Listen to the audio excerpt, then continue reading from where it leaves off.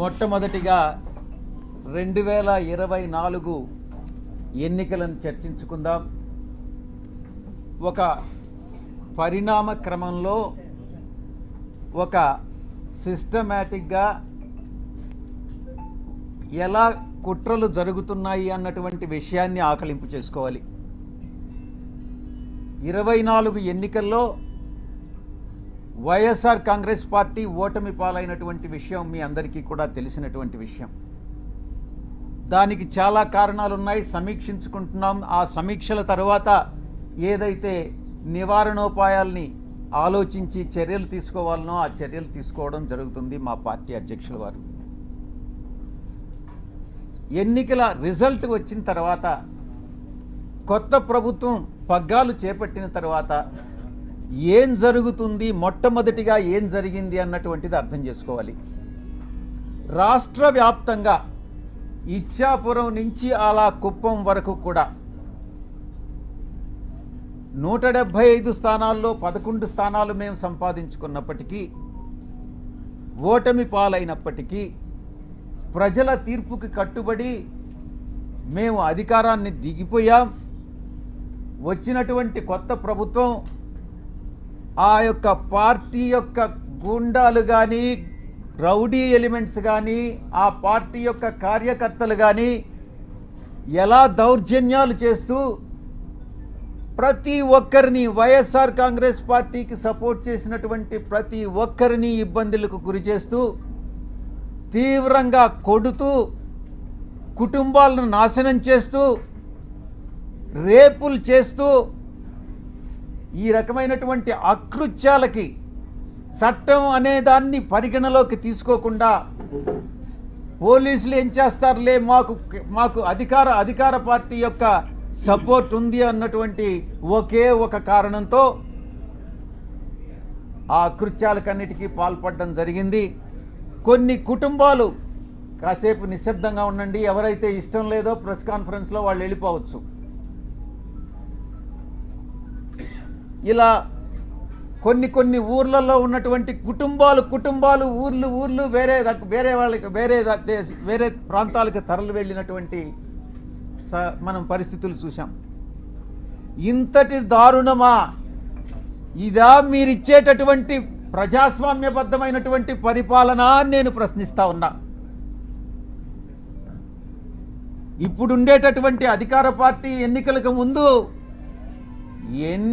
ఎన్ని రకాలైనటువంటి హామీలు ఇచ్చింది ఒక్కసారి ఆలోచించుకోండి.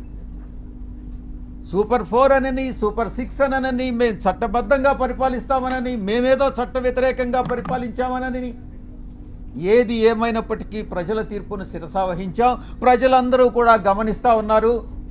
తప్పకుండా ఈరోజు ఈ యొక్క పరిపాలన, ఈ ఒక్క నెల రోజుల్లోనే ఈ యొక్క ప్రభుత్వం చేస్తున్నటువంటి రాక్షస పాలన ప్రజలందరూ కూడా గమనిస్తూ ఉన్నారు. తప్పకుండా ఇది పతనానికి, ఈ యొక్క ప్రభుత్వ పతనానికి నాంది పలుకుతా ఉన్నారు. వాళ్లే నాంది పలుకుతున్నారు అన్నటువంటి విషయంలో సందేహమే లేదు. ఇక రెండవ అంశం, ఎవరైతే నాయకులు ఉన్నారో వైఎస్ఆర్ కాంగ్రెస్ పార్టీ నాయకులు, వాళ్ళందరి మీద బురద చల్లడం. ఆ బురద చల్లడంలో కూడా ఒక క్రమంలో, ఒక క్రమబద్ధంగా, అన్ని వాళ్లకున్నటువంటి వసతులన్నిటినీ ఉపయోగించుకొని బురద చల్లేటటువంటి కార్యక్రమం, ఆరోపణలు, నిరాధారమైనటువంటి ఆరోపణలు చేసేటటువంటి కార్యక్రమం చేపడతా ఉన్నారు. ఇదంతా పద్ధతి ప్రకారమే జరుగుతూ ఉంది. నేను ఒక్కటే చెప్తా ఉన్నా, ఎవరైతే ఈ నిరాధారమైన ఆరోపణలు చేశారో, ఎవరైతే నా పేరు ప్రతిష్టలు దెబ్బతీసేదానికి ప్రయత్నించారో, వాళ్ళు ఎంత పెద్దవాళ్ళైనా, ఏ పార్టీకి చెందినటువంటి వాళ్ళైనా, అది మా పార్టీలో వాళ్ళైనా కావచ్చు, అధికార పార్టీకి సంబంధించినటువంటి వాళ్ళైనా కావచ్చు, వదిలే ప్రసక్తే లేదు అని నేను ఘంటాపదంగా చెప్తా ఉన్నా. ఇక ఎవరైతే ఈరోజు ఇంకొక విషయం కూడా చెప్పాలి మీకు. ఎవరో ఒక వ్యక్తి, ఇద్దరు మోటార్ సైకిల్ మీద నిన్న విజయవాడకి మా ఇంటికి వచ్చారట. ఆ ఫోటో కూడా వీడియోలో రికార్డ్ అయింది. వీడెవరో తెలుగుదేశం పార్టీకి చెందినటువంటి ఒక లేడీ, ఒక పురుషుడు.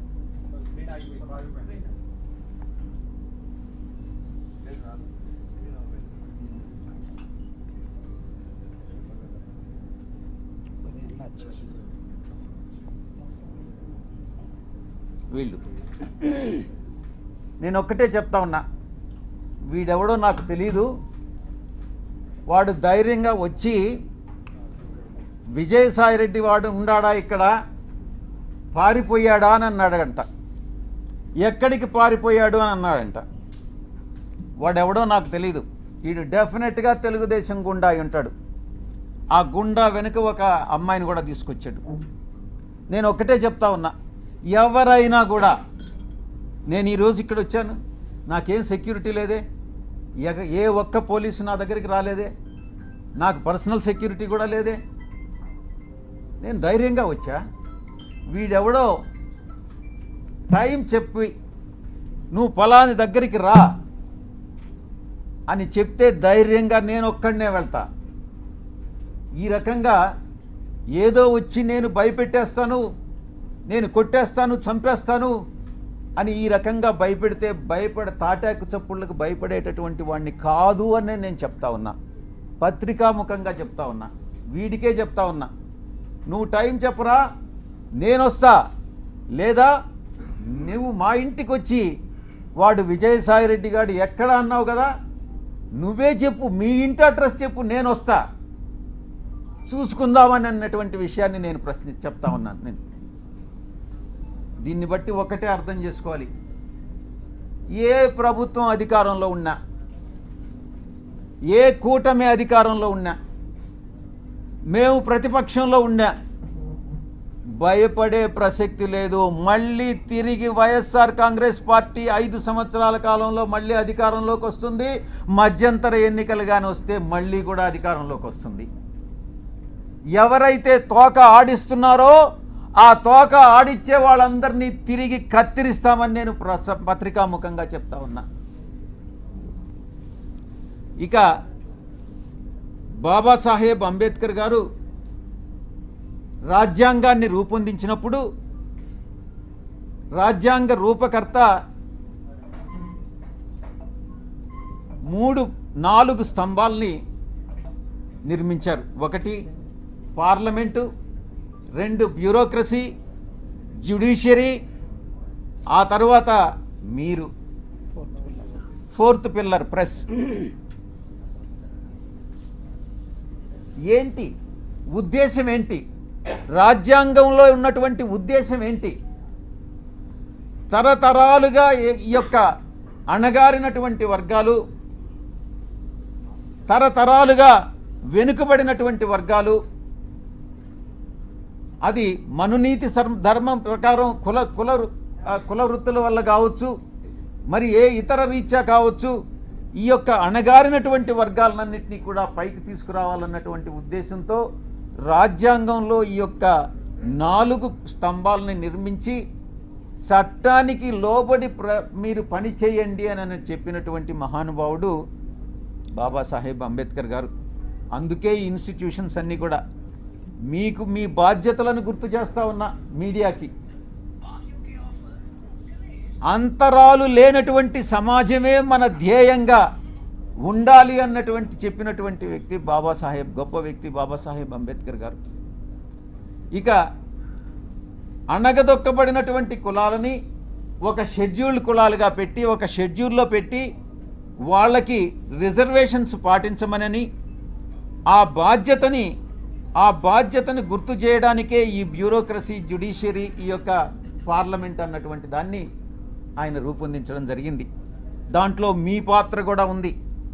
ఈ రిజర్వేషన్స్ని పాటించేటట్టు ఈ యొక్క ఇన్స్టిట్యూషన్స్ అన్నీ చేయాల్సినటువంటి బాధ్యత మీ మీద కూడా ఉంది. ఈ సందర్భంగా మీరు ఎలా గత 3 రోజులుగా మీరు ఏం ట్రోల్ చేశారు, మీరు ఏం టెలికాస్ట్ చేశారు అన్నటువంటి విషయం నేను వేరే చెప్పనక్కర్లేదు. ఎవరికి మీరు ద్రోహం చేసింది, ఒక ఆదివాసీ మహిళకి, ఒక ఆదివాసీ అధికారినికి ఒక్కసారి ఏదో లేనిది ఉన్నట్టుగా చిత్రీకరించి అవాస్తవాలని, ఆధారాలు లేనటువంటి వాటిని టెలికాస్ట్ చేసి ఘోరమైనటువంటి తప్పిదం చేసినటువంటి ఛానల్స్ ఒకటి, మొట్టమొదటిది మహా న్యూస్. నన్ను డిస్టర్బ్ చేయొద్దు. నేనంతా పూర్తి చేసిన తర్వాత నువ్వు ఏదైనా అడుగు, నేను చెప్పేదానికి సిద్ధంగా ఉన్నా. నువ్వు కూడా వంశీకృష్ణలాగా ప్రవర్తించొద్దు. మహా న్యూస్ 2, ABN 3, TV5 నీకు ఇబ్బందిగా ఉండొచ్చు, కానీ ఇవన్నీ కూడా వాస్తవాలు. ఒక న్యూస్ని టెలికాస్ట్ చేసే ముందు దాని ఆధారాలు ఏంటి, ఎవరి మీద అయితే ఆరోపణలు చేస్తున్నామో ఆ ఆరోపణలు వాళ్ళతో చెకప్ చేసుకొని వాళ్ళ అభిప్రాయాలు తీసుకోవడం జర్నలిస్ట్ సాంప్రదాయాలకి శ్రీకారం చుట్టడం. అది కూడా పూర్తిగా మర్చిపోయి మీ పాటికి మీరు ఆధారాలు లేకుండా టెలికాస్ట్ చేయడం అన్నటువంటిది ఘోరమైనటువంటి తప్పిదం. తప్పకుండా మీరు ఎలా క్షమాపణలు మీ చేత చెప్పించాలో నాకు తెలుసు, నేను చేయిస్తాను కూడా. సమాజం ఒక బాధ్యత, నా గురించి మీ అందరికీ కూడా తెలుసు. నన్ను నేను చెప్పుకోవడం కాదు, చాలామంది మా పార్టీలో ఉండే వాళ్ళు కూడా నా పైన ఆరోపణలు చేశారు, తెలుగుదేశం వాళ్ళతో కుమ్మక్కై. నేను అవన్నీ బాధపడలేదు, నేను అవన్నీ కూడా లెక్క చేయట్లేదు. ఇదంతా కూడా ఈ కుట్రలన్నిటికీ కూడా అందరూ చాలామంది కలిసి కుట్ర చేసి, కానీ నా వ్యక్తిత్వం ఏందనేటటువంటిది నాకు తెలుసు. చాలా కింద స్థాయి నుంచి ఒక 8 ఎకరాలు ఉన్నటువంటి ఆ భూస్వామిగా మా తండ్రి గారికి 2 కొడుకులు. మా అన్న ఇంజనీర్ చదివాడు, నేను చార్టెడ్ అకౌంటెన్సీ కోర్స్ చదివా. ఆ 8 ఎకరాల పొలంలో ఉండేటటువంటి ఫలసాయంతో కింద అట్టడుగు నుంచి పైకి వచ్చినటువంటి వాళ్ళం. కష్టాలంటే ఏందో తెలుసు. వ్యవసాయ కుటుంబం మేము. ఏ రాధాకృష్ణ లాగనో, ఏ బిఆర్ నాయుడు లాగనో, లేకుండా ఉంటే ఏ వంశీకృష్ణ లాగనో. వంశీకృష్ణ కథ నాకు తెలుసు, ఆయన చరిత్ర ఏందనేది. వీళ్ళందరి చరిత్ర కూడా నాకు తెలుసు. వాళ్ళలాగా సిల్వర్ స్పూన్తోనో లేకుండా ఉంటే ఆ బ్లాక్మెయిల్ చేసి డబ్బులు సంపాదించేటటువంటి మనిషి కాదు సాయిరెడ్డి అనేటటువంటి వ్యక్తి. ఆ దేవదేవులైనటువంటి ఆ వెంకటేశ్వర స్వామి సాక్షిగా చెప్తా ఉన్నా, సాయిరెడ్డి తప్పు చెయ్యడు అంటే తప్పు చెయ్యడు. తప్పు చేస్తే ఆ దేవదేవులైనటువంటి ఆ వెంకటేశ్వర స్వామి శిక్షిస్తాడు. రాధాకృష్ణ కాదు, బిఆర్ నాయుడు కాదు, వీడు వంశీకృష్ణ కాదు. నేను ఒక్కటే చెప్తా ఉన్నా,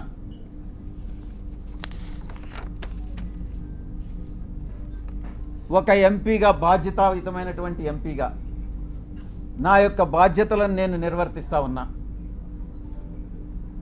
ఆ క్రమంలో సమాజాన్ని, అంతరాలు లేనటువంటి సమాజాన్ని తీర్చిదిద్దేదానికి నా వంతు కృషి నేను చేస్తా ఉన్నా.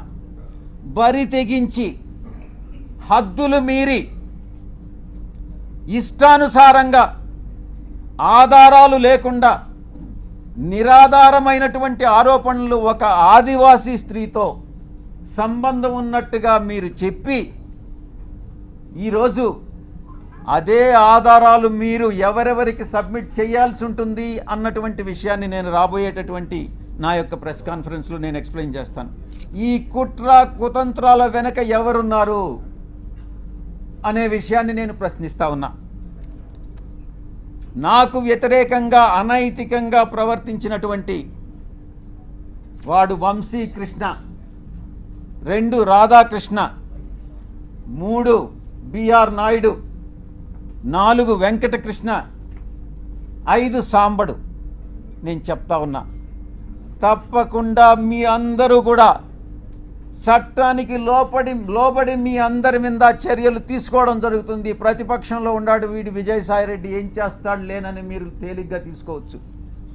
కానీ విజయసాయిరెడ్డి ఒక్కసారి పట్టుబడితే ఆ రోజు రామోజీరావు నాతో తగువేసుకున్నాడు. నేను ఏ రోజు రామోజీరావుని కలవలే. 1 సంవత్సరం రోజులు ట్విట్టర్ ద్వారా రామోజీరావుని నేను ఎదిరించా, వేధించా. ఏం చేశాడు? అదేవిధంగా అటు రాజ్యాంగబద్ధంగాను నాకున్నటువంటి ఏ అయితే వసతులు ఉన్నాయో అన్ని వసతులను ఉపయోగించి వీళ్ళందరికీ కూడా బుద్ధి చెప్తాను అన్నటువంటి విషయాన్ని నేను తెలియజేస్తా ఉన్నా. ఇక యూట్యూబ్ ఛానల్స్ కావచ్చు, కొంతమంది సోషల్ మీడియాలో గ్రూప్స్ క్రియేట్ చేశారు. ఆ గ్రూప్స్ కానీ చట్టరీత్యా నేను చర్యలు తీసుకోబోతున్నాను అన్నటువంటి విషయాన్ని నేను మీకు తెలియజేస్తా ఉన్నా. ఆ చర్యలు ఏందనేది కూడా మీకు చెప్పి చేస్తాను. మీకు వెన్నుపోటు పొడిచేటటువంటి ఉద్దేశం నాకు లేదు. మీకు చెప్పి చేస్తాను. ఫస్ట్ మొట్టమొదటిగా మిగతా వాళ్ళని పక్కన పెట్టినా కూడా వంశీకృష్ణ అనే వాడిని మాత్రం నేను వదలను. తప్పకుండా ప్రివిలేజ్ మోషన్ పార్లమెంటులో మూవ్ చేస్తాను. వీడు చేసినటువంటి అన్యాయానికి, అన్యాయమైనటువంటి నిరాధారమైనటువంటి ఆరోపణలకి. 2, ఎడిటర్స్ గిల్డ్ ఆఫ్ ఇండియాకి కంప్లైంట్ చేస్తా. 3, ప్రెస్ కౌన్సిల్ ఆఫ్ ఇండియాకి కంప్లైంట్ చేస్తా. నేషనల్ ఉమెన్ కమిషన్కి కంప్లైంట్ చేయిస్తా. నేషనల్ ట్రైబల్ కమిషన్కి కంప్లైంట్ చేయిస్తా. నేషనల్ హ్యూమన్ రైట్స్ కమిషన్కి కంప్లైంట్ చేయిస్తా. ఆంధ్రప్రదేశ్ ఎస్టీ కమిషన్కి కంప్లైంట్ చేయిస్తా. డిఫమేషన్ కేసు ఫైల్ చేస్తా. నేనే చేస్తా. యూనియన్ ట్రైబల్ మినిస్టర్ని కలిసి వీడు చేసేటటువంటి అన్యాయాలు, వీడు చేసేటటువంటి అకృత్యాలు, వీడు చేసేటటువంటి బ్లాక్మెయిల్స్, వీడు చేసేటటువంటి ఇండస్ట్రియలిస్ట్ అందరినీ కూడా పిలిచి వాళ్ళని బెదిరించి, నీ ఇండస్ట్రీలో ఇవన్నీ తప్పులు చేశావు, నువ్వు ఇంత నాకు బ్లాక్మెయిల్ అమౌంట్ కట్టు అని బెదిరింపులను కూడా నేను కేంద్ర మంత్రికి నేను విన్నవిస్తా. ఇక నేనే టేకప్ చేస్తా నా మిత్రుల సహాయంతో. ఉమెన్ ఆర్గనైజేషన్స్ ఏవైతే ఉన్నాయో ఆ women organisations, SC ST organisations అందరినీ కూడా సమైక్యంగా ఏకీకృతం చేసి వీడి మీద చర్యలు తీసుకునేటటువంటి ఏర్పాట్లన్నీ కూడా చేస్తాం. ఇక కాన్స్టిట్యూషనల్ బాడీస్ ఏదైతే ఉన్నాయో న్యాయం కోసం ఇతన్ని శిక్షించేదానికి ఏదైతే చేయాలనో ఆ ప్రతి ఒక్కటి చేస్తానని నేను మీ అందరికీ కూడా తెలియజేస్తా ఉన్నా. ఒక ఆడబిడ్డని, ఒక ఆదివాసీ బిడ్డని బజారుకి ఇచ్చి నా వ్యక్తిత్వం మీద, నా ఎదుగుదల మీద, ఒక పేదలకి సేవ చేయాలి, ప్రజాసేవ చేయాలి అన్నటువంటి ఆలోచన కలిగినటువంటి నా మీద కుట్ర పన్ని ఈ యొక్క వ్యక్తి, ఈ వంశీకృష్ణ అనేటటువంటి వ్యక్తిని ఎటువంటి పరిస్థితుల్లో వదిలేదే లేదు అని నేను ఖరాఖండిగా చెప్తా ఉన్నా. వీటన్నిటికీ మించి ఒక ప్రైవేట్ మెంబర్ బిల్ పార్లమెంటులో సోషల్ మీడియాని, ఇటు ఈ యొక్క వెధవలు ఎవరైతే ఉన్నారో జర్నలిస్టులుగా వీళ్ళని శిక్షించేటటువంటి బిల్లుని ఒకటి ప్రవేశపెట్టాలన్నటువంటి ఆకాంక్ష కూడా నాకు ఉంది అని నేను తెలియజేసుకుంటా ఉన్నా. ఇక అమానవీయ రీతిలో, మానవత్వం లేనటువంటి రీతిలో, ఇన్హ్యూమన్గా, అసహ్యకరమైనటువంటి రీతిలో, జుగుప్సాకరంగా మహా ఛానల్లో ఇష్టారీతిన మాట్లాడితే ఇక్కడ ఎవరు గమ్ముకుంటారు? నీకేమైనా ఒడుగున కొమ్ములు వచ్చాయా? నువ్వు ఒక అధికారంలో ఉన్నటువంటి ఒక సామాజిక వర్గానికి చెందిన వాడివని భయపడతామా? నోడల్ ఎంపీగా ప్రభుత్వ కార్యక్రమాలకు హాజరైనప్పుడు చాలామంది అధికారులు హాజరవుతారు, చాలా అడుగుతారు, చేయగలిగినవన్నీ చేస్తాం. నేను ఇక్కడ ఉన్నప్పుడు ప్రజా దర్బార్ నిర్వహించేవాడిని. చాలామంది ప్రజలు చాలా విషయాలు అడిగేవాళ్ళు, చాలామంది కలుస్తారు. విధి నిర్వహణలో భాగంగా వీళ్ళందరూ కూడా కలవడం జరుగుతుంది. కలిస్తే తప్ప కలిస్తేనే సంబంధం అంటగట్టేస్తారా? తారతమ్యాలు అనేటటువంటివి లేవా? వయసు అన్నటువంటిది తెలీదా? సహాయం కోసం 1-2 సార్లు నా కార్యాలయానికి వస్తే చాలామంది వచ్చారు, మీలో కూడా చాలామంది వచ్చారు. జర్నలిస్టులు కూడా ప్లాట్లు అడిగారు. నేను చేయగలిగిందంతా నేను చేశాను, విశాఖపట్నంలో ముఖ్యంగా. అప్పుడు జర్నలిస్టులకు తెలీదా? ఒక రాజకీయ నాయకుడిని ఈ రకంగా ద్వారా లబ్ధి పొందకూడదు. ఒకవేళ మీరే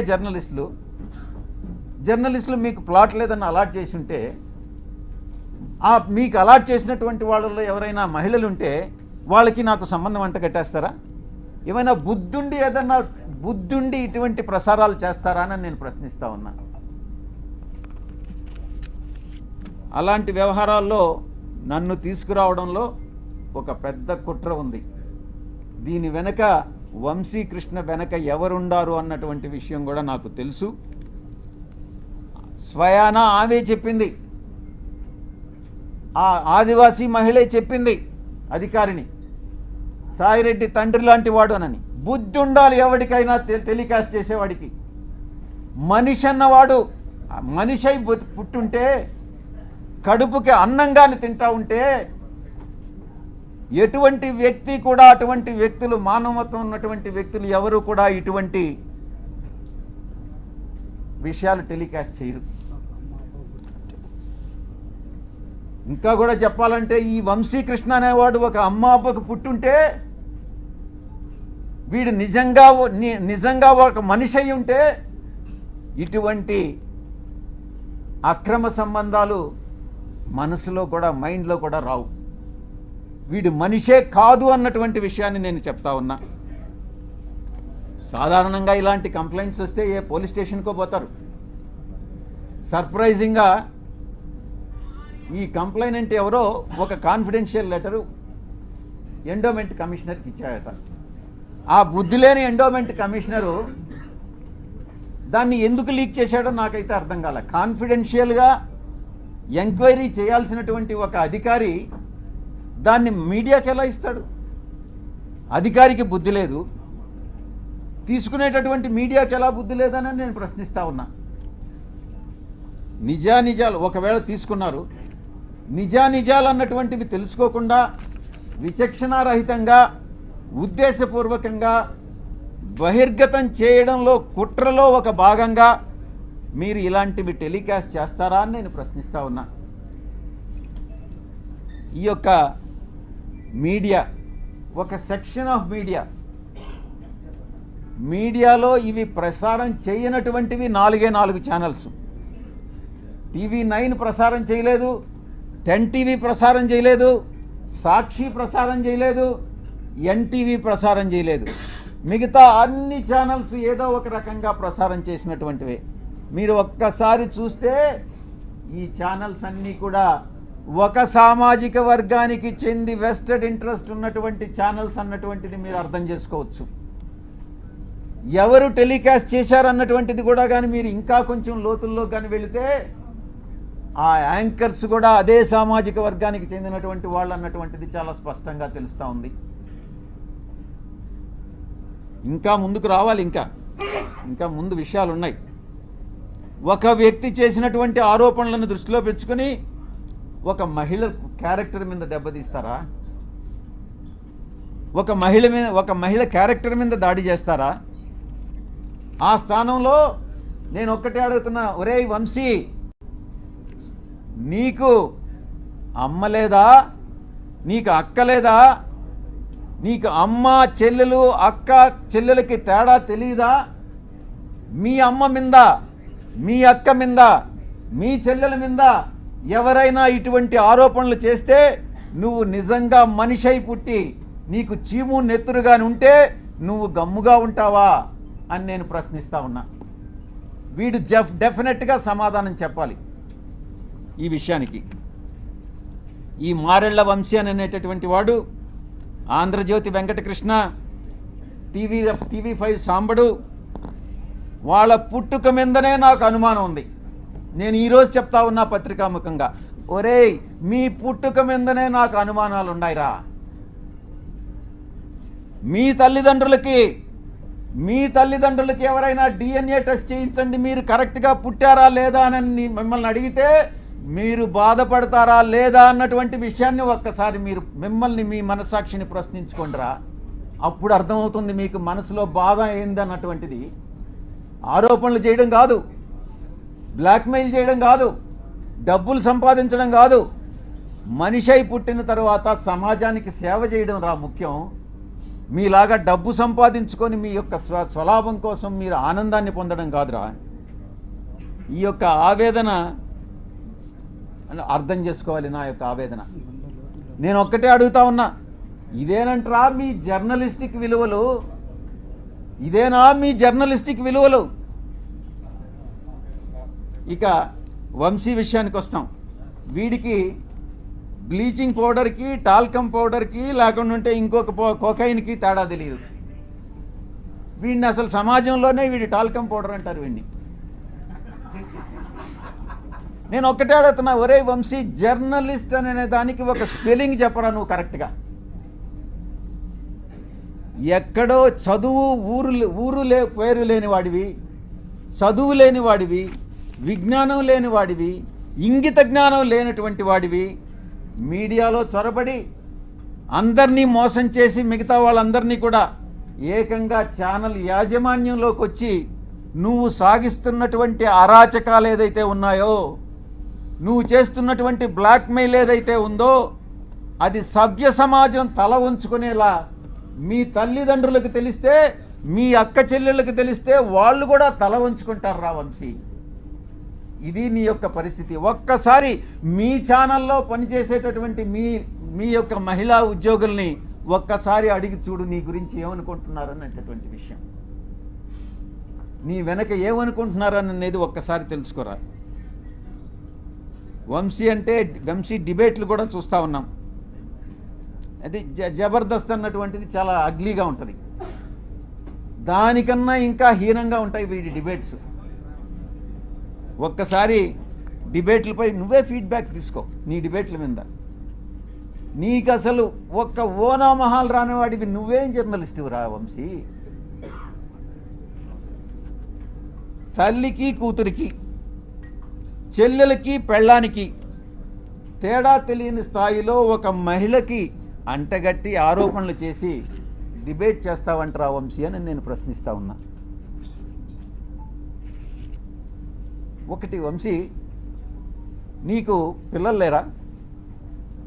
నీకు కొడుకులు కూతుళ్ళు లేరా? డెఫినెట్గా ఉండాలనుకుంటా, మగపిల్లలు ఉండాలనుకుంటా, ఆడపిల్లలు లేరు. వీడికి కూతుళ్ళు కానీ పుట్టుంటే అప్పుడు తెలిసిండేది వీడికి బాధ ఏందని అనేటటువంటిది.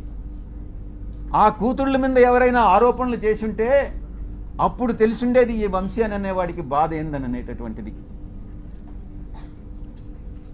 అప్పుడు ఆ పిల్లల పైన ఇప్పుడు నీకు కొడుకులు ఉన్నారా?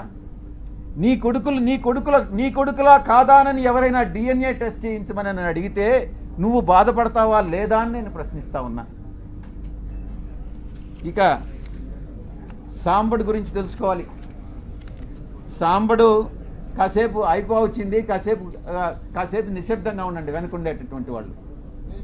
లేకుంటే ఇక్కడికి వచ్చి స్టేజ్ మీద మీరే మాట్లాడండి, నేను కూడా వింటా. సాంబడి గురించి చెప్పుకోవాలనంటే సంధ్యా శ్రీధర్ రావుని అడగాలి. నాకంటే ఎక్కువ ఆయనే చెప్తాడు. వీడి పెట్రోల్ బంకుని ఎలా దోచేసింది, ఎవరిని లోపరుచుకొని అడుక్కునే స్థాయి నుంచి ఆడంబరం స్థాయి వరకు ఎలా వెదిగాడు వీడి సాంబడు, సంధ్యా శ్రీధరే ఎక్కువ బాగా చెప్తాడు. ఇక ఏబిఎన్ డిస్కషన్లో చేసేటటువంటి వెంకట్ గాడు ఉన్నాడు. వీడు ప్రముఖ సినీ దర్శకేంద్రుడు దగ్గర పనిచేసే ఒక అమ్మాయిని సైట్ కొట్టి జర్నలిస్ట్ కాలనీలో ఆ అమ్మాయికి కూడా సైట్ కావాలని అక్రమంగా ఆ జాబితాలో పేరు పెట్టించి ఆ తర్వాత ఈటీవీలో ఉద్యోగం పోగొట్టుకున్నటువంటి వాడు వీడు వెంకట్ అనేవాడు. వీళ్ళందరూ కూడా జర్నలిస్టులు,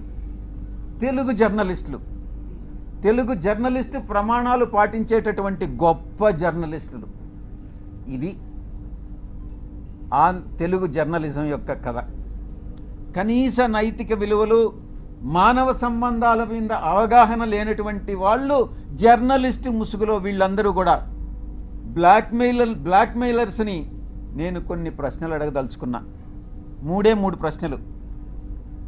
ఒరేయ్ వంశీ, నువ్వు జవాబు చెప్పు. క్యారెక్టర్ అసాసినేట్ చేయడానికి ఎందుకు ప్రయత్నిస్తున్నావురా అని అడుగుతా ఉన్నా. 2, నీ క్యారెక్టర్ని ఎవరైనా ఇబ్బంది పెడితే నువ్వు చూస్తూ ఊరుకుంటావా అని ప్రశ్నిస్తా ఉన్నా. ఎలాంటి ఆధారం లేకుండా నీ పేరుని ఎవరో మహిళతో లింక్ చేసి DNA టెస్ట్ చేయమని అడిగితే నువ్వు గమ్ముకుంటావా అని ప్రశ్నిస్తా ఉన్నా. ఈ 3 ప్రశ్నలకి నువ్వు సమాధానం చెప్పరా, నువ్వు నిజంగా జర్నలిస్ట్ అయితే. మనమందరం కూడా నాగరిక సమాజంలో, ప్రజాస్వామ్య దేశంలో జీవిస్తున్నాము అన్నటువంటి స్పృహ నీకు ఉందా అని ప్రశ్నిస్తా ఉన్నా. అసత్యమైనటువంటి, అమానవీయమైనటువంటి ప్రసారాలను వేగవంతం చేసే అవకాశం ఉన్నటువంటి ఈ రోజుల్లో కనీస విచారణ లేకుండా ఎవరు నిజంగా ఈ యొక్క ఇన్ఫర్మేషన్ కరెక్టా కాదా అన్నటువంటిది కూడా తెలుసుకోకుండా తిరిగి టెలికాస్ట్ చేయడం శిక్షార్హమైనటువంటి నేరం అని నీకు తెలియదా? అయినా నువ్వు చదువుకోలేదు, నీకేం తెలియదని నాకు తెలుసు, అయినా నీకు నేర్పిస్తా ఏం చేయాలన్నటువంటిది. దీన్ని ప్రజలు హర్షించరు అని నేను తెలియజేస్తా ఉన్నా. ఇక ఇంకొక విషయం కూడా నేను మీకు చేయదలుచుకున్నా. గతంలో ఒక 2.5 సంవత్సరం కిందట అప్పట్లో రామోజీరావు మీద కోపం వచ్చి నేను కూడా ఒక ఛానల్ స్టార్ట్ చేయాలని నేను ఒక నిర్ణయం తీసుకున్నా. అది ఓపెన్గా కూడా అనౌన్స్ చేశాను. కానీ కొన్ని కారణాల వల్ల మా అధ్యక్షులు నువ్వు అనవసరంగా లాస్ అయిపోతావన్నా, ఎందుకు మన ఛానల్ ఉంది కదా అని అంటే మళ్ళీ గమ్మైపోయా. కానీ ఈరోజు నిర్ణయం తీసుకున్నా. అరే వీడు దేనికి పనికిరానటువంటి వాడు ఈ వంశీ అనేటటువంటి వంశీగాడు ఛానల్ స్టార్ట్ చేయంగా ఒక ఎంపీగా ఉండి సమాజంలో ఒక పలుకుబడి ఉండి ఒక మంచి సేవ చేయాలన్నటువంటి దృక్పథం ఉన్నటువంటి నేను ఛానల్ స్టార్ట్ చేయలేనా? ఇన్ని రోజులు నేను ఎందుకు కాలయాపన చేశానన్నటువంటి తపన ఈరోజు నాలో మొదలైంది. తప్పకుండా ఛానల్ స్టార్ట్ చేస్తాను. మళ్ళీ నిర్ణయం తీసుకున్నా. ఈసారి ఎవరు చెప్పినా కూడా వినేది లేదు. ఛానల్ ప్రారంభం చేసి తీరుతా అతి త్వరలో. వీళ్ళందరి దుశ్చర్యలు ఈరోజు ఏదైతే ఈ యొక్క కుల ఛానల్స్ ఉన్నాయో, కుల పత్రికలు ఉన్నాయో, వీళ్ళందరినీ కూడా ఎండగడతాను అని నేను పత్రికాముఖంగా తెలియజేసుకుంటా ఉన్నా. త్వరలో ప్రారంభం చేస్తాం. ఈ ఛానల్ చాలా న్యూట్రల్గా ఉంటుంది. కులాలకి, మతాలకి, రాజకీయ పక్షాలకి అతీతంగా ఉంటుంది. న్యూట్రాలిటీ అంటే న్యూట్రాలిటీనే. విజయసాయిరెడ్డి ఏ రాజకీయ పక్షంలోనైనా ఉండొచ్చు, కానీ ఛానల్ వచ్చేటప్పటికి న్యూట్రల్ ఛానల్ మాత్రమే మెయింటైన్ చేస్తాం, న్యూట్రాలిటీ మెయింటైన్ చేస్తామని నేను సవినయంగా తెలియజేసుకుంటా ఉన్నాను. ఇక బడుగు బలహీన వర్గాలకు సంబంధించి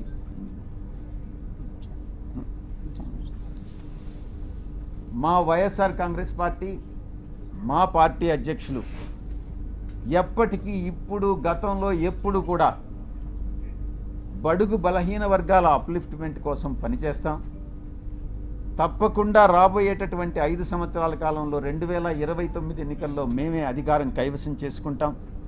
ఈ యొక్క ప్రభుత్వం చేస్తున్నటువంటి తప్పులన్నీ కూడా స్టార్ట్ అయినాయి. ఇచ్చినటువంటి హామీలు నెరవేర్చలేనటువంటి పరిస్థితి. ప్రతి వారం, ప్రతి నెల కూడా కొన్ని వేల కోట్ల రూపాయలు అప్పు చేసేటటువంటి పరిస్థితి. మేమేదో వచ్చేస్తాం, అధికారంలో వచ్చేస్తే పొడి చేస్తాం, అభివృద్ధి చేస్తాం, మేము మీకన్నా ఎక్కువ మేము సంక్షేమ పథకాలు ఇస్తామని వచ్చినటువంటి పార్టీ అధికారంలోకి నెల రోజుల్లోనే తెల్లముఖం వేసుకున్నటువంటి పరిస్థితి. కాబట్టి నేను ఒక్కటే చెప్తా ఉన్నా, ఇది ఒక అంతానికి, ఈ ప్రభుత్వ అంతానికి ప్రారంభం మొదలైంది. కాబట్టి మ్యాటర్ ఆఫ్ టైం, మనం వెయిట్ చేస్తాం. ఇంకా కూడా తప్పులు చేస్తారు, తప్పులు చేసే అవకాశం ఉంది. వేసే ప్రతి అడుగు కూడా ఈ ప్రభుత్వం తప్పు చేస్తూ ఉంది. ప్రతిరోజు బెదిరిస్తారు. సాయిరెడ్డి అక్కడేదో వేకెంట్ సైట్ని ఆక్రమించేశారంట. నువ్వు తీసుకో.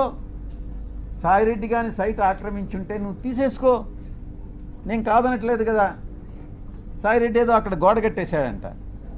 నేను ఏదైనా చేస్తే ప్రజల సౌకర్యార్థం చేశాను కానీ నేను ఏది కూడా స్వార్థం కోసం నా కోసం చేయలేదు.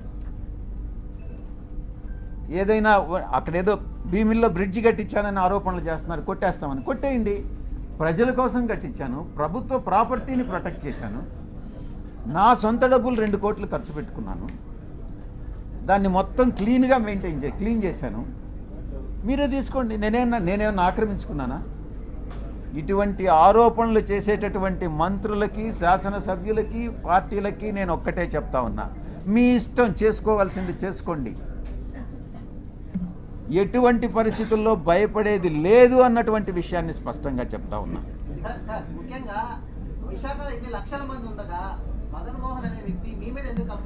ఎవడా మదన్ మోహన్? వాడెవడో కూడా నాకు తెలియదు. ఆడెవడో చెప్పు, నేను చెప్తా. సార్, ఇంత ప్రెస్ మీట్ లోని అదే మదన్ మోహన్ అనే అతను మీ పేరు, మీ లెటర్ లోని మీ పేరు ప్రస్తావించారు, కానీ మీరు ఎక్కడ ఆ వ్యక్తి మీద ఒక మాట అసలు మీకు పరిచయం గతంలో ఏమైనా ఉందా లేదా? ఒకటి సార్, ఇక్కడ డైరెక్ట్ గా ఎంపీ విజయ్ సార్ మెన్షన్ చేశారు సార్ పేపర్ లో. అంటే నేను ఒకటి చెప్తా, నెక్స్ట్ మీడియాకి అదే నేను చెప్పేది వినవే. ఒక్కొక్క ప్రశ్న అడగవయ్యా. నీ పేరేంటి? రామకృష్ణ శ్రీనివాస్. నువ్వు కూడా వంశీకృష్ణ లాగానే ఉండవే. వంశీకృష్ణ కన్నా ఎక్కువ. చూడు, వాడే ఆ మదన్ మోహన్ అనేవాడు ఈయన చెప్పాడే, ఆ మదన్ మోహన్ అనేవాడు వంశీకృష్ణ మీద ఆరోపణలు చేసి ఉంటే ఇదే రకంగా రియాక్ట్ అవుతారా? నేను ఒక్కటే చెప్తా ఉన్నా, silence please, silence please, silence please. అక్కడ మన వాలంటీర్స్ ఎవరు ఉంటే ఆపండమ్మా అక్కడ ప్లీజ్. మాట్లాడుతుందని చెప్పండి. మాట్లాడాలంటే బయట పోయి మాట్లాడుకోండి సార్. ఒక్క నిమిషం సార్, నేను ఒకటే చెప్తా ఉన్నా, శ్రీనివాస్, మీ వంశీకృష్ణకు కూడా చెప్పు, ఇదే మహిళ మీద ఏదైతే ఆరోపణలు చేశాడో మీ వాడు వంశీకృష్ణ గారు,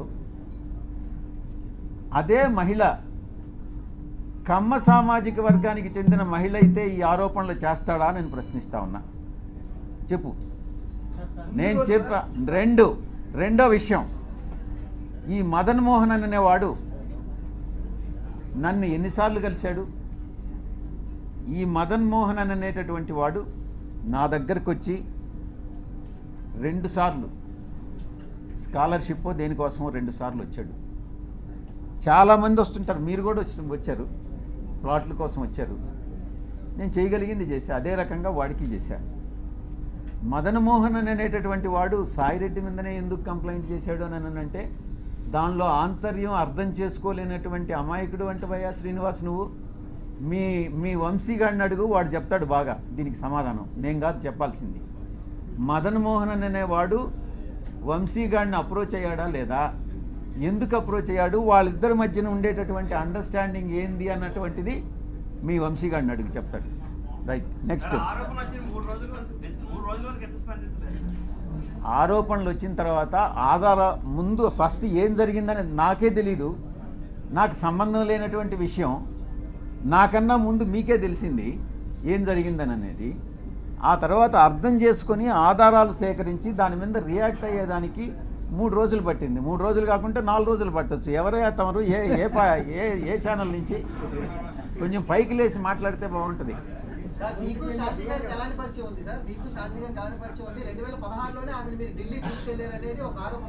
నీకు, నీ పేరేంది? ఉదయ్. నీకు నాకు ఏం పరిచయం ఉంది? ఎన్నిసార్లు కలిసాం చెప్పు, నువ్వే చెప్పు. చెప్పరా బాబు, నువ్వు ఎన్నిసార్లు మన ఇద్దరం కలిసాం చెప్పు, నిజం చెప్పు. నువ్వు లేదు, ఆరోపణలు చేస్తే వస్తాయిరా బాబు. నువ్వు ఎన్ని గంటలు కలిసావు? నువ్వు నేను ఎన్నిసార్లు కలిసాం చెప్పరా బాబు. మనం కలవలేదు కదా, ఇప్పుడు కలిసాం కదా, ఇంక 2 సార్లు కలుస్తాం కదా, 4వసారి ఆరోపణలు చేస్తాం మన ఇద్దరం గే అని చెప్పి ఎవడన్నా అంటే ఏం చేస్తారా బాబు? అడిగేదానికి అడిగేదానికి నీకు బుద్ధి ఉండాలా, చెప్పేదానికి నాకు బుద్ధి ఉండాలా. కానీ నెక్స్ట్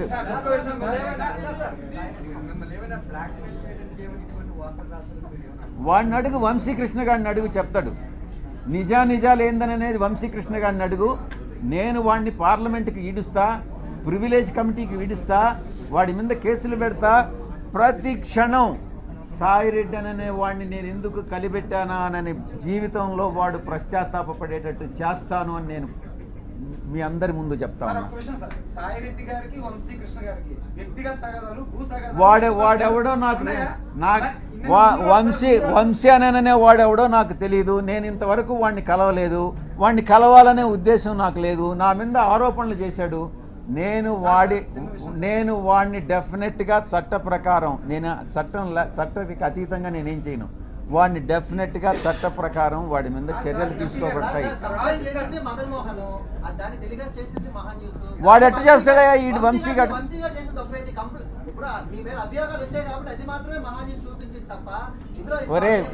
ఒరే ఉదయ్, నిన్ను నేను గే అంటాను, నువ్వేమంటావురా చెప్పు? నేను ఆరోపణ చేశాను నీ మీద. అవునరా, నీకే పుట్టాడనే నమ్మకం. అది రెడీగా, అదే తీసుకురా, పోయి తీసుకురాపోరా, నీ సర్టిఫికేట్ తీసుకురాపో. నెక్స్ట్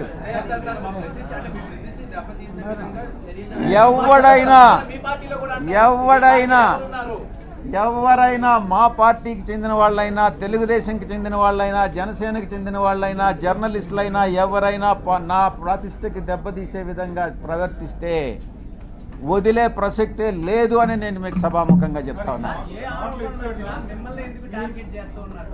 అది నీకే తెలియాలిరా బాబు. ఎవరు, నీ పేరేం చెప్పు?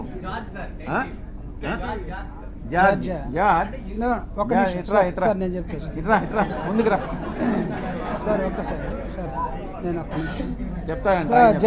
George, here is a small clarification. George and Srinivas, ఆ లెటర్లో ఎంపీ విజయసాయిరెడ్డి పేరు ఉందని అడిగే అన్నావు కదా. టెలికాస్ట్ చేసే ముందు కనీసం ఆ వ్యక్తితోటి దాన్ని క్లారిఫై చేసుకోవాలన్నటువంటి అది ఏదో అంటారు కదా, ఇంగిత జ్ఞానం, జర్నలిజంలో మీరు ఎప్పుడు స్టోరీ తీసుకోవాలి? You have to approach. అంటే ఒక లెటర్ ఆడో చిల్లరగా రోడ్డు మీద ఎవడో యునానిమస్ లెటర్ రాసేస్తే దాన్ని తీసుకుని మనం పోయి వేసేసుకుంటామా? అంటే మీరు పేరుంది కాబట్టి మేము రాసామనంటే, మేము వేసామంటే, అంటే ఇది కరెక్టా? ఎవడైనా సరే, రేపు నీ మీదైనా, నా మీదైనా, ఇంకొకటి మీదైనా సరే, అంటే పేరుంటే వేసేస్తారా? అంటే మీరు స్టోరీలు రాస్తే మేమందరం బురద కడుక్కుంటూ ఉండాలనా? బాగా మీరు పేడంతా మాకు, మీ పశువుల దగ్గర ఉన్న పేడంతా తీసుకొచ్చి మాకు పూసేస్తే మేము కడుక్కోవడం కోసం రోజు ఒక బిందె నీళ్ళు పెట్టుకొని ఉండాలి. ఇక్కడ క్లారిఫై చేసుకోరా? క్లారిఫై చేసుకోరు. దీన్ని చెప్పండి నాకు. నువ్వు ఎలా అడుగుతావు అసలు ఉదయ ఆ ప్రశ్న? ఎలా అడుగుతావు? కాదు సార్, నిన్న ఆ మేడం, ఆ officer, she has given clear cut answer. మీరు కావాలంటే తీసుకోండి. మీరు ఎవరైతే అక్యూజ్ చేశారో, ఎవరైతే ఒక లేడీని, ట్రైబల్ లేడీని బోన్లో నిలబెట్టారో, ఆవిడ్ని ఆత్మహత్య చేసుకునేదాకా మీరు ఎవరైతే తీసుకొచ్చారో, ఆ కుటుంబ పరువు మర్యాదల్ని మీరు ఎవరైతే తీసేశాడో, ఆవిడిచ్చినట్టు సమాధానం చూడండి. నా భర్త అతను మదన్మోహన్, నువ్వు చెప్తున్న అతను ఎవరో, వాళ్ళ బంధువులు, ఆ కుటుంబానికి కుదరలేదు. అరే పాపం పవన్ కళ్యాణ్ కూడా, ఒరే బాబు నా కర్మరా, నాకు కుదరలేదంటే వదిలేశారు కదా. చాలామంది ఎందుకు చేసుకున్నామంటే పాపం ఆయన్ని, నా కర్మరా బాబు నాకు కుదరలేదన్నారు. వాళ్ళు కూడా కుదరలేదేమో. కుదరకపోతే ఉద్యోగం చేస్తుంది. Yes, you are a journalist now, you attended this meeting. నేను ఎవరు అడుగుతాడు ఎందుకు అటెండ్ అయ్యావని? She is an employee, is MP. According to the protocol she has to come and explain everything. వీటికి ఒక మాట చెప్పాలా? రే బాబు ఉదయ్, నేను ఎప్పుడు ఎంపీ అయ్యాను రా చెప్పు? నేను ఎప్పుడు ఎంపీ అయ్యాను? నువ్వు చెప్పు. నువ్వు అడిగావు కదా 2016 నుంచి పరిచయం అని. నేను ఎప్పుడు ఎంపీ అయ్యాను చెప్పు? ఊరికే నువ్వు కూడా ఆరోపణలు చేసేస్తే ఎట్రా చెప్పు బాబు? నీకు చెప్పాలి. నేను ఎప్పుడు ఎంపీ అయ్యాను అనేది కూడా తెలియకుండా ఆమె నన్ను 2016 మీట్ అయిందేనని నీకెవరు చెప్పాడు రా చెప్పు? నేను 2016 జూన్లో నేను ఎంపీ అయ్యా. అప్పుడు ఆయన చెప్తున్నాడు చూడు, నీకు అది కూడా తెలియదురా ఉదయ్, నువ్వు చిన్న పిల్లోడివి, నువ్వు నువ్వు నువ్వు మళ్ళీ లేనిపోని ప్రశ్నలన్నీ వేసేందుకు నువ్వు. విశాఖ కేంద్రంగా ఏది జరిగినప్పటికీ కూడా మీ మీద టార్గెట్ ఎందుకు చేస్తున్నారు అనేది ప్రశ్నించారు. అంటే ఏది అంటే అది ఆ పక్కన ఆంధ్రజ్యోతి శ్రీనివాస్ ఎక్కడ ఉన్నాడు? ఆ శ్రీనివాస్ ఒకడు, ఆ తర్వాత సివిఆర్లో ఒకడు ఉన్నాడు, వాడి పేరేందో మర్చిపోయాను. ఈశ్వర్ చౌదరి అనే వాడు ఒకడు ఉన్నాడు, వాడు ఎక్స్ మహాన్యూస్ వాడు. ఈ మహాన్యూస్ అనేది ఇట్లాంటి ఛానల్ అన్నట్టుగా తెలుస్తూ ఉంది. ఆ తర్వాత ఇంకో ఇద్దరు ముగ్గురు నా పేర్లు మర్చిపోయినా. 2 సంవత్సరాలు అయింది ఇక్కడి నుంచి మీరు పంపించేసి నన్ను. శ్రీనివాస్, మీ వంశీ మనసులో ఏముంది, మీ ఇక్కడ ఉండే వాళ్ళందరి మనసులో ఏముంది నాకు తెలుసు. వాడు ఉదయం అడుగు పిల్లోడు ఏదో ప్రశ్నలు వేస్తున్నాడు, వాడికి కూడా జవాబు చెప్పు. Right, thank you very much. Shanti గారు మాట్లాడుతూ 30 కోట్ల రూపాయలు మదన్ మోహన్ డిమాండ్ చేశాడు. వాళ్ళ కుటుంబం ఉంది మనకెందుకు. మిమ్మల్ని ఏమైనా డిమాండ్ చేసి వచ్చారు? నీ పేరేందా? నాయుడు, ఆంధ్రజ్యోతి నాయుడు కదా. రైట్, నేను ప్రైమ్ 9 సార్. ప్రైమ్ 9 నాయుడు. ఇప్పుడు ఎవరో ఏదో చంద్రబాబు నాయుడిని డిమాండ్ చేస్తే ఆ ప్రశ్న నన్ను అడిగితే ఎట్రా నాయన నాయుడు? డిమాండ్ చేశాడా? ఇప్పుడు నాకు తెలియని అంశాల గురించి నన్నెందుకురా ప్రశ్నిస్తావు? వాడెవడో డిమాండ్ చేశాడంట, వాడు ఎవరినో డిమాండ్ చేసినాడంట. ఇది నాకేం సంబంధం రా నాయుడు చెప్పు. శాంతి క్లియర్ కట్ గా చెప్పారండి, 30 కోట్ల రూపాయలు నన్ను అడిగాడని చెప్పిందా? సరే, నువ్వు ఫస్ట్ నువ్వు ఆమె ఏం చెప్పిందో చూడరా నాయన బాబు. ఆమె ఏం చెప్పిందో నాకు తెలియదు. నాకు అర్థమయ్యేటట్టు, నాకు చదువు రాదురా వంశీకృష్ణలాగా. నువ్వు చెప్పు, నువ్వు అర్థమయ్యేటట్టు చెప్పు. ఎవరో తెలియదు అంటున్నారు. వాడు నన్ను 2 సార్లు కలిసి నేను గవర్నమెంట్ని మోసం చేయాలా, స్కాలర్షిప్ కావాలా నాకు అని 2 సార్లు దగ్గరికి వచ్చాడు. 2 సార్లు నేను చేయగలిగిన లెటర్ ఇచ్చిన. స్కాలర్షిప్ ఏంటంటాయా, వీడు అమెరికా పోతాడంటానని. అది కూడా రొటీన్గా అందరూ రకరకాల జనాలు వస్తుంటారు కదా, ఆ జనాలు వచ్చినట్టుగా వాడు వచ్చాడు.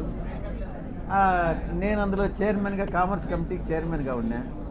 సరే, ఈవిని వాడు ఏదో ఆదివాసీ అంటున్నాడు, ఎస్సీ ఎస్టీ ఎవరికైనా అణగారిన వర్గాలకి ఎంకరేజ్ చేయాలని ఉంటుంది. సో అందరిలాగా లెటర్ ఇచ్చిన, అంతేగాని వాడికి నాకు ఎటువంటి సంబంధం లేదు. నాయుడు అర్థం చేసుకో.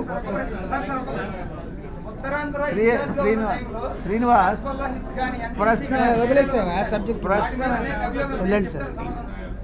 శ్రీనివాస్, ఇప్పుడు ఎవడో ఏదో ఆరోపణలు, ఇప్పుడు వంశీగాడు చేసినట్టుగా నువ్వు కూడా ఏదో ఒక పనికిమాలిన ఆరోపణలు చేస్తే ఎట్రా నాయన? నువ్వు కూడా అర్థం చేసుకో. Thank you very much. Thank you. అందరూ భోజనం